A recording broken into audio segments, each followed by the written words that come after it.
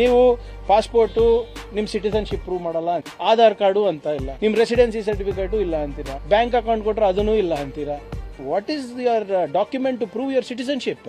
ನಾವು ಕೊಟ್ಟ ತಕ್ಷಣನೇ ಇವರೆಲ್ಲ ಒಪ್ತಾ ಇದ್ದಾರಾ? There is a process. ಈಗ ಇದಕ್ಕೆ ನಾವು ಇಲ್ಲಿಗಲ್ ಇಮಿಗ್ರೆಂಟ್ಸಿಗೆ ಮಾಡ್ತಾ ಇದೀವಿ, ಬಾಂಗ್ಲಾದೇಶಿಗೆ ಕೊಡ್ತಾ ಇದೀವಿ, ಏನಾದರೂ ಕಾಮನ್ ಸೆನ್ಸ್ ಇಟ್ಟು ಮಾತಾಡ್ತಾರ ಬಿಜೆಪಿ ಅವರು? ಮೊನ್ನೆನೂ ಕೂಡ ಹೇಳಿದ್ದೀನಿ, ನಮ್ಮ ರಾಜ್ಯ ಯಾವ ಅಂತಾರಾಷ್ಟ್ರೀಯ ಗಡಿಗೆ ಹತ್ತಿದೆ ಹೇಳಿ? ಬಂದ್ರು ಬಾಂಗ್ಲಾದೇಶ ಬಂದ್ರು, ಎಲ್ಲಿಂದ ಬರ್ತಾ ಇದಾರ್ರಿ? ವೆಸ್ಟ್ ಬೆಂಗಾಲಲ್ಲಿ ನಿಮ್ದೇ ಆಡಳಿತ, ಅಮಿತ್ ಶಾ ಅವರು ನಿಮ್ಮ ಹೋಮ್ ಮಿನಿಸ್ಟರೇ. ಮಧ್ಯಪ್ರದೇಶ ಬರ್ತದೆ, ಉತ್ತರ ಪ್ರದೇಶ ಬರ್ತದೆ, ಆಂಧ್ರ ಪ್ರದೇಶ ಬರ್ತದೆ, ಒರಿಸ್ಸಾ ಬರ್ತದೆ, ಬಿಹಾರ್ ಬರ್ತದೆ, ಮಧ್ಯದಲ್ಲಿ ಹೆಂಗ್ ಬರ್ತಾ ಇದ್ದಾರೆ ಇವರು ಬಾಂಗ್ಲಾದೇಶದವರು? ಸುಮ್ಮನೆ ಏನೋ ಮಾತಾಡಬೇಕು, ಸಮಾಜದಲ್ಲಿ ಆತಂಕ ಸೃಷ್ಟಿ ಮಾಡಬೇಕು, ಅದು ಸರಿಯಲ್ಲ. This video is sponsored by Mahalakshmi Jewelers, Mannur Multi-Speciality Hospital, KBN University, Royal PU College of Science and Commerce, Imran Silk House, Al-Sharia Group of Institutions, and by Ideal with G. Prosecution ಕೊಡಬೇಕು ಅಂತ ಲೋಕಾಯುಕ್ತರು governor ನೋಡೋಣ. ಈಗ whatever it has to happen as per law. But ಹಿಂದೆ ಕೂಡ ನಾವು ಯಾವ ರೀತಿಗಳು ಏನಿದ್ರು ಅವರು ಕೊಡ್ಲಿ, ನೋಡೋಣ ನಿಲ್ಲಿಸಿ. ಯಾಕಂದರೆ ಯಾರೂ ಕೂಡ ಕಾನೂನಿಗಿಂತ ಮೇಲಲ್ಲ. ಈಗ ಅವರು ಪ್ರಾಸಿಕ್ಯೂಷನಿಗೆ ಕೇಳಿದ್ರು ಅದೇನೇನಿದೆ ಅಂತ ನೋಡೋಣ ಅಂತ. Where we jumping to conclusions. Permanent residency certificates ಈಗ ಯಾರು ಸರ್ಕಾರಿ ಅಧಿಕಾರಿಗಳೇ ಕೊಡ್ತಾ ಇರೋದಲ್ಲ ಇವರೇ. ಈಗ ಕಾಂಗ್ರೆಸ್ ಪಕ್ಷ ಅಥವಾ ಬೇರೆ ಯಾರನ್ನ ನಮ್ಮ ಕಾರ್ಯಕರ್ತರು ಕೊಡ್ತಾ ಇದ್ರೆ ನಿಮ್ಗೆ ಪ್ರಾಬ್ಲಮ್ ಇರಬೇಕು. ಈಗ ಸರ್ಕಾರಿ ಅಧಿಕಾರಿಗಳು ಕೊಡ್ಲಿಕ್ಕಾಗೋದಿಲ್ಲ ಅಂದರೆ ಏನು? ಈಗ ಒಂದು ಮತದಾರರ ಪಟ್ಟಿಯ ಪರಿಷ್ಕರಣೆ ನಡೀತಾ ಇದೆ. ಯಾರು ನಾಗರಿಕರಿದ್ದಾರೆ, ಯಾರು ಅರ್ಹರಿದ್ದಾರೆ, ಅವರಿಗೆ ನಾವು ಮತದಾರರ ಪಟ್ಟಿನಲ್ಲಿ ಸೇರಿಸಬೇಕು. ಅದು ನಮ್ಮ ಆದ್ಯ ಕರ್ತವ್ಯ ಆಗಿದೆ.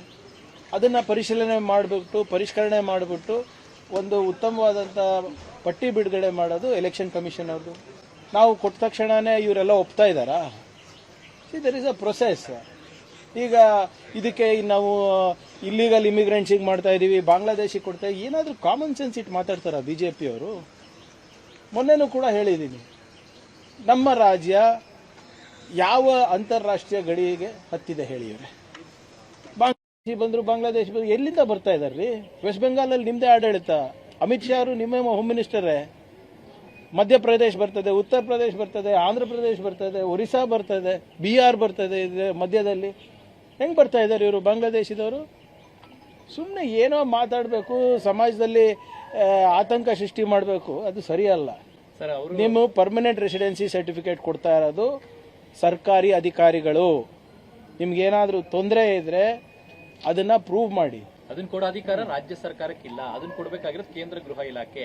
ಇವ್ರು ಯಾಕೆ ಕೊಡ್ತಿದ್ದಾರೆ ಅನ್ನೋದು ಒಂದು. ಎರಡನೇದು ಸರ್ ನೋಡಿ, ಪರ್ಮನೆಂಟ್ ರೆಸಿಡೆನ್ಸಿ ಸರ್ಟಿಫಿಕೇಟ್ ರಾಜ್ಯ ಸರ್ಕಾರ, ಅಂದ್ರೆ ನೀವು ಇಲ್ಲಿ ವಾಸ ಮಾಡ್ತಾ ಕೊಡ್ಬೇಕಲ್ಲ, ವಾಸ ಪ್ರಮಾಣ ಶಾಶ್ವತ. ಈಗ ಇಫ್ ಯು ಆರ್ ನಿಮ್ಮ ಯಾವುದು ನಿಮ್ಮ ಲಾಜಿಕಲ್ ಡಿಸ್ಕ್ರಪೆನ್ಸಿನಲ್ಲಿ ಹೆಂಗೆ ತೆಗಿತಾ ಇದ್ದಾರೆ ಹೇಳಿ? ಆಮೇಲೆ ಎಲ್ಲಿ ಕೊಡಬಾರ್ದಂತ ಎಲ್ಲಿದೆ? ಈಗ ವೆಸ್ಟ್ ಬೆಂಗಾಲಲ್ಲಿ ನೋಡಿದ್ರಲ್ಲ, ಸುಮಾರು 1 ಕೋಟಿ ಜನರಿಗೆ, ನಾಗರಿಕರಿಗೆ ಏಕಾಏಕಿ ತೆಗೆದುಬಿಟ್ರು. ನೀವು ಪಾಸ್ಪೋರ್ಟು ನಿಮ್ಮ ಸಿಟಿಸನ್ಶಿಪ್ ಪ್ರೂವ್ ಮಾಡಲ್ಲ ಅಂತೀರಾ, ಆಧಾರ್ ಕಾರ್ಡು ಅಂತ ಇಲ್ಲ, ನಿಮ್ಮ ರೆಸಿಡೆನ್ಸಿ ಸರ್ಟಿಫಿಕೇಟು ಇಲ್ಲ ಅಂತೀರಾ, ಬ್ಯಾಂಕ್ ಅಕೌಂಟ್ ಕೊಟ್ಟರೆ ಅದನ್ನೂ ಇಲ್ಲ ಅಂತೀರಾ. ಮತ್ತು what is your document to prove your citizenship? ಚುನಾವಣಾ ಆಯೋಗ 11 ದಾಖಲಾತಿ, ಕರೆಕ್ಟ್, ಅದನ್ನು ಎಲ್ಲವೂ ಇದೆ. ಅದು ಇಲ್ದಿದ್ದವರು ಇದನ್ನ ತಗೊಂಡು ಅಕ್ರಮ ಮಾಡಬಹುದಲ್ಲ ಅನ್ನೋದು ಅವ್ರ ಆರೋಪ. ಎಲ್ಲಾಗಿದೆ ಹೇಳಿ ಇವ್ರೆ? ಇವ್ರು ಸುಮ್ಮನೆ ಆರೋಪ ಇಲ್ಲ, ಇವ್ರ ಆರೋಪ ಬಹಳ ಸ್ಪಷ್ಟವಾಗಿದೆ. ಬಾಂಗ್ಲಾದೇಶಿಗಳಿಗೆ ನಾವು ಕೊಡ್ತಾ ಇದೀವಿ ಅಂತ. ಹೆಂಗೆ ಆಗಕ್ಕೆ ಸಾಧ್ಯ ಆಗುತ್ತಾ? ಸುಮ್ಮನೆ ನಾನು ಹೇಳ್ತಾ ಇಲ್ವಾ, ಇವರಿಗೆ ಯಾವುದೇ ರೀತಿಯಾದಂಥ ಸುಳಿವು ಸಿಗ್ತಾ ಇಲ್ಲ, ಯಾವುದೋ ಎಕ್ಸ್ಕ್ಯೂಸ್ ಸಿಗ್ತಾ ಇಲ್ಲ. ಇವರೇ ಹೊಸ ಎಕ್ಸ್ಕ್ಯೂಸ್ಗಳನ್ನು ಸೃಷ್ಟಿ ಮಾಡ್ತಾ ಇದ್ದಾರೆ. BLOಗಳದ್ದು ಮಾಡಿದ್ರು, ಇದು ಮಾಡ್ತಾ ಇದ್ದಾರೆ. ನ್ಯಾಷನಲ್ ಥ್ರೆಟ್ ಅಂತ ಇದು. ವಿ ಆರ್ ಸ್ಟೇಟ್ ಗವರ್ಮೆಂಟ್, ಜವಾಬ್ದಾರಿ ಅಂತ ರಾಜ್ಯ ಸರ್ಕಾರ. ನಾವು ನಮಗೆ ನ್ಯಾಷನಲ್ ಥ್ರೆಟ್ ಅಂತ ಹೇಳ್ತೀರ, ನಾಚಿಕೆ ಬರಲ್ವಾ ಬಿಜೆಪಿ ಅವರಿಗೆ? ಏನು ನಮಗೇನು ಕಾನೂನು ಅನ್ನೋದು ಗೊತ್ತಿಲ್ವಾ? ಸಂವಿಧಾನ ಅನ್ನೋದು ಗೊತ್ತಿಲ್ವಾ ನಮಗೆ? ಇವೆಲ್ಲ ನೋಡಿ ಅವರಿಗೆ ಮನವೊಲಿಸಕ್ಕೆ ಮಾಡ್ತಾರೆ. ನಾನು ಹೇಳಿದ್ದೀನಿ ನೋಡಿ, ಇವರೇ ಇವೆಲ್ಲನೂ ಕೂಡ ಅವರ ಸ್ಟ್ಯಾಂಡರ್ಡ್ ಆಪರೇಟಿಂಗ್ ಪ್ರೊಸೀಜರು. ವೆಸ್ಟ್ ಬೆಂಗಾಲ್ನಲ್ಲೂ ಇದೇ ಮಾಡಿದ್ರು. BLOಗಳ ಮೇಲೆ ಆಪಾದನೆ ಮಾಡಿದ್ರು, ಮಮತಾ ಬ್ಯಾನರ್ಜಿ ಅವ್ರ ಸರ್ಕಾರದ ಮೇಲೆ ಆಪಾದನೆ ಮಾಡಿದ್ರು. CEC ಹತ್ರ ಹೋಗಿ ನಾಟಕ ಮಾಡಿದ್ರು. ಅದಾದಮೇಲೆ SIR ಬಂತು. CEC ಅವ್ರು ಏನು ಮಾಡಿದ್ರು, ಲಾಜಿಕಲ್ ಡಿಸ್ಕ್ರಪೆನ್ಸಿ ಅಂತ ತಂದುಬಿಟ್ರು. ಅದರಲ್ಲಿ ಇರೋರು ಬರೋರಿಗೆ ಎಲ್ಲರಿಗೂ ಕೂಡ ಹೊರಗೆ ಹಾಕ್ಬಿಟ್ರು. ಅದೇ ಒಂದು ಪ್ರಕ್ರಿಯೆ ಇಲ್ಲೂ ಮಾಡ್ತಾ ಇದ್ದಾರೆ. ಅದಕ್ಕೆ ನಾವು ಮುಂಜಾಗ್ರತವಾಗಿ ನಾವು ಮಾಡ್ತಾ ಇದ್ದೀವಿ. ಈ ಕೇರಳನಲ್ಲಿ ಚುನಾವಣೆ ಸಂದರ್ಭದಲ್ಲಿ ಪಂಚಾಯತ್ ಕಡೆಯಿಂದ ವಾಸಸ್ಥಳ ಏನು ನಿಮ್ಮ ವಾಸುವ ಸರ್ಟಿಫಿಕೇಟ್ ಕೊಟ್ಟಿಲ್ವಾ? ಅದು SIR ಮಾಡೋ ಟೈಮಲ್ಲಿ ಯಾಕೆ ಕೊಡ್ತಾ ಇರೋದು? ಮೊದಲೇ ಕೊಡ್ಬೋದಾಗಿತ್ತಲ್ಲ ಸರ್ಕಾರ. ಅವ್ರು ನೋಡಿ, ನಮ್ಮ ಪ್ರಶ್ನೆಗಳಿಗೆ ಉತ್ತರ ಕೊಟ್ಟಿದ್ರೆ ಇದು ಅಗತ್ಯನೇ ಇರ್ತಾ ಇರಲಿಲ್ಲಲ್ಲ ಸರ್. 12 ಪ್ರಶ್ನೆಗಳು ಕೇಳಿದ್ದೀವಿ, ಅದರಲ್ಲಿ ಇದೂ ಒಂದು. ಇವರು ಕರೆಕ್ಟಾಗಿ ನಮಗೆ ಹೇಳಿದಿದ್ರೆ ನಾವು ಯಾಕೆ ಮಾಡ್ತಾ ಇದ್ವಿ? ಕ್ಲಾರಿಟಿ ಇದೆಯಾ ನಿಮ್ಗಾನ? ಕ್ಲಾರಿಟಿ ಇದೆಯಾ ಹೇಳಿ ಸರ್. ನಂದು ಬಿಟ್ಬಿಡಿ, ನಿಮಗಾನ ನಮ್ಮ ಮಾಧ್ಯಮ ಸ್ನೇಹಿತರಿಗೆ SIR ಬಗ್ಗೆ ಕ್ಲಾರಿಟಿ ಇದೆಯಾ? ಪ್ರಕ್ರಿಯೆ ಬಗ್ಗೆ ಕ್ಲಾರಿಟಿ ಇದೆಯಾ? ನಿಮ್ದಾನ ಆಗಿದೆಯಾ? 2002ರಲ್ಲಿ ನೀವು ಎಲ್ಲಿದ್ರಿ, ಇವಾಗ ಎಲ್ಲಿದ್ದೀರಾ? ಇಲ್ಲ, ನೀವೇ ಪ್ರಯತ್ನ ಮಾಡಿ. ನಿಮ್ಮ ಮನೆ ಸೊಸೆ ಎಲ್ಲಿದ್ದಾರೆ? ನೀವು ನಿಮ್ಮ ಅಕ್ಕಗೋ ತಂಗಿಗೋ ನೀವು ಮದುವೆ ಮಾಡಿ ಬೇರೆ ಊರಿಗೆ ಕಳಿಸಿರ್ತೀರಾ, ಅವ್ರ ಪರಿಸ್ಥಿತಿ ಏನಿದೆ ದಯವಿಟ್ಟು ತಿಳ್ಕೊಳ್ಳಿ. ಸುಮ್ಮನೆ ಈ BJPದವ್ರು ಹೇಳಿದಲ್ಲೇ ಸರಿ ಅಂತಲ್ಲ ಸರ್, ನಾವು ಸರಿ ಅಂತೇನೆ. ನೀವಲ್ಲ, ಅವ್ರು ಹೇಳಿದ್ದೆ ಸರಿ ಅಂತ ನಾವು ಒಪ್ಕೊಳಕ್ ರೆಡಿ ಇಲ್ಲ. ನೀವು ಹೇಳ್ತಾ ಇದ್ದೀರ ಅಂತ ಹೇಳ್ತಾ ಇಲ್ಲ. ಚರ್ಚೆಗೆ ಬರಲಿ. ಎರಡನೇದು, ಮೊನ್ನೆ ಬೆಳಗಾವಿಯಲ್ಲಿ CM ಅವರು ಕೃಷ್ಣ, ಕಾವೇರಿ, ಗೋದಾವರಿ ನದಿ ಜೋಡಣೆಗೆ ನಮ್ಗೆ ಒಪ್ಪಿಗೆ ಇದೆ ಅನ್ನುವಂತ ಮಾತುಗಳನ್ನು ಹೇಳಿದ್ದಾರೆ. ಆದ್ರೆ ನಮ್ ನೀರು ಹಂಚಿಕೆನೇ ಆಗಿಲ್ಲ. CM ಅವ್ರ ಆತರ ಹೇಳಿದ್ ಸರಿಯಲ್ಲ. ನೀರು ಹಂಚಿಕೆ ಆದ್ಮೇಲೆ ಇದನ್ನೆಲ್ಲ ಘೋಷಣೆ ಮಾಡಬೇಕಾಗಿತ್ತು ಅನ್ನುವಂತ ಸುಮಾರು ನೋಡಿ, ಘೋಷಣೆ ಯಾರು ಮಾಡಿಲ್ಲ. ಇದೇ ಪ್ರಸ್ತಾಪ ಚರ್ಚೆ ಮಾಡಿದ್ದಾರೆ ಅಂತ ಹೇಳಿದ್ರು CR ಪಾಟೀಲ್ ಸಾಹೇಬ್ರ ಜೊತೆ.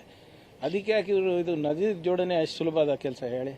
ನಮ್ಗೆ ಬರೋ ಪಾಲೇ ಇವಾಗ ಕಾನೂನು ಹೋರಾಟ ಮಾಡಿ ತಗೋತಾ ಇದೀವಿ. ಅದು ಕೃಷ್ಣ ಇರ್ಬೋದು, ಉಜ್ನಿ ಇರ್ಬೋದು, ಕಾಗಿನ ಇರ್ಬೋದು, ನಿಮ್ಮ ಕಾವೇರಿ ಇರ್ಬೋದು. ಸೊ ಏನೇ ಇದ್ರೂ ಕೂಡ ಇದು ನದಿ ಜೋಡಣೆ ವಿಚಾರ ಈಗ 20 ವರ್ಷ ಆಯ್ತಲ್ಲ, ಚರ್ಚೆ ಆಗ್ತಾನೇ ಇದೆ. ನೋಡೋಣ, ಫಸ್ಟ್ ನೀವು ಹೇಳ್ದಂಗೆ ನಮ್ಮ ಪಾಲು ನಮ್ಗೆ ಬರಲಿ, ಅದಾದ್ಮೇಲೆ ಇವೆಲ್ಲ ಕ್ಯಾಬಿನೆಟ್ ಎಕ್ಸ್ಪೆನ್ಷನ್ ಯಾವಾಗ ಎಕ್ಸ್ಪೆಕ್ಟ್ ಮಾಡ್ಬೋದು ಸರ್? ಶೀಘ್ರದಲ್ಲೇ ಆಗುತ್ತೆ. ಈಗ ಮುಖ್ಯಮಂತ್ರಿಗಳು ಭಾಳ ಸ್ಪಷ್ಟವಾಗಿ ಹೇಳಿದ್ದಾರೆ, ಕಾಂಗ್ರೆಸ್ ಅಧ್ಯಕ್ಷರು ಹೇಳಿದ್ದಾರೆ, ಇಂಥ ಸಂದರ್ಭದಲ್ಲಿ ಫುಲ್ ಫ್ಲೆಶ್ ಕ್ಯಾಬಿನೆಟು ಆದಷ್ಟು ಬೇಗ ಆದರೆ ಈ ಒಂದು ತುರ್ತು ಪರಿಸ್ಥಿತಿ ಥರ ಏನು ನಿರ್ಮಾಣ ಆಗ್ತಾ ಇದೆ, ಬರೋದಿರ್ಬೋದು ಅಥವಾ ನೆರೆದಿರ್ಬೋದು, ಸೊ ಒಂದು ಫುಲ್ ಫ್ಲೆಶ್ ಕ್ಯಾಬಿನೆಟ್ ಇದ್ದರೆ ಎಲ್ಲರಿಗೂ ಜವಾಬ್ದಾರಿ ಕೊಟ್ಟು ಬೇಗ ಒಂದು ಎಲ್ಲರಿಗೂ ಪರಿಹಾರ ಕೊಡ್ಬೋದು ಅಂತ ಇದೆ. ಸೊ ಇದೆಲ್ಲ ನಂತರ ಆಷಾಢಕ್ಕೆ ಮುಂಚೆ ಆಗ್ಬಿಡುತ್ತಾ ಅಂತ ಅಧಿಕಾರ ಇಲ್ಲ, ನಾನು ನಂಬಲ್ಲ. ಆದರೆ ಅಧಿಕಾರ ಕೊಡಬೇಕಾದ್ರೆ ತಗೋಬೇಕಾದ್ರೆ ಯಾರು ನೋಡ್ತಾರೆ ಅದು? ಬಟ್ ಅದಕ್ಕೆ ಇದಕ್ಕೆ ಸಂಬಂಧ ಇಲ್ಲ. ಇವರೇ ನಮ್ಮ ಜವಾಬ್ದಾರಿ ನಮ್ಮ ಜನರಿಗೆ ನೋಡ್ಕೊಳೋದು, ಆಯಿತಾ? And it has nothing to do with ನೀವು ಹೇಳ್ದಂಗೆ ಆಷಾಢ ಇರ್ಬೋದು, ರಾಹು ಕಾಲ ಇರ್ಬೋದು. ಯಾರ್ಯಾರ ಭಕ್ತಿ ಮತ್ತು ಯಾರ್ಯಾರ ನಂಬಿಕೆ ಅವ್ರಿಗೆ ಇರ್ತದೆ. But it should not affect governance ಅಲ್ಲ.